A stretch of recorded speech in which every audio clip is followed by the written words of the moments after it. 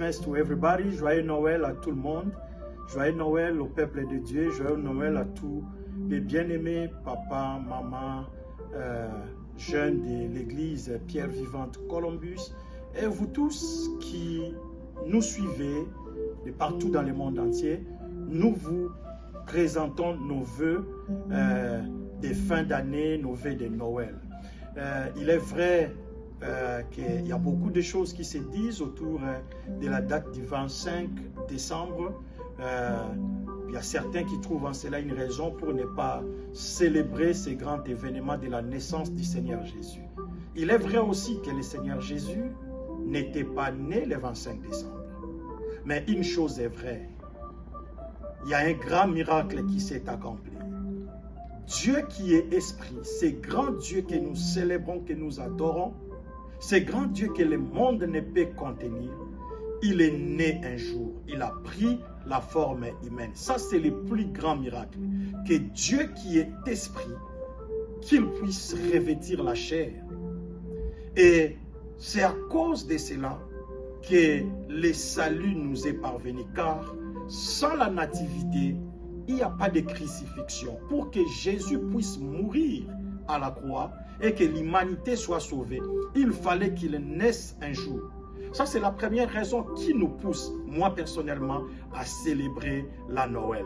Mais la Noël aussi, c'est l'accomplissement d'une grande prophétie. La prophétie du prophète Ésaïe, la prophétie du prophète Michée et d'autres prophètes qui ont annoncé qu'un fils sera né, qui ont annoncé qu'un roi, un messie, le messie, je voulais dire, sera né à Bethléem.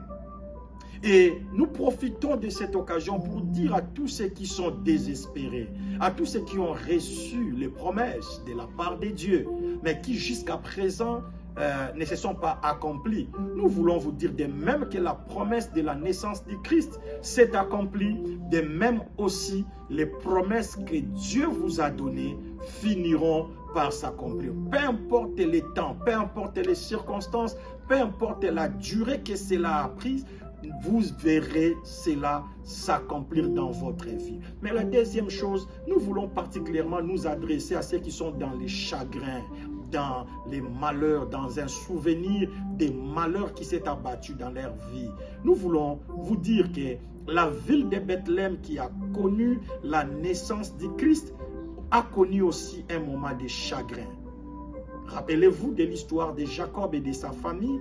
Il a perdu sa femme, Rachel, qui était sur le point de donner naissance à Benjamin.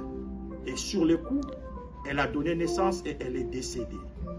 Et depuis, Bethléem rappelait aux Juifs, rappelait aux Israélites les malheurs qui est arrivé, les chagrins qu'ils ont connus. Mais avec la naissance de Christ, c'était l'épisode de la joie.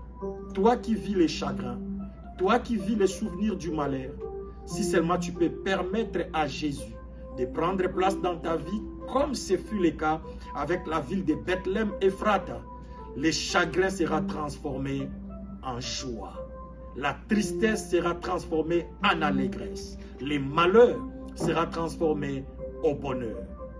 Merry Christmas, joyeuse fête de Noël et bonne fête à vous tous. Que Jésus soit vivant dans vos vies et dans vos familles. Merci.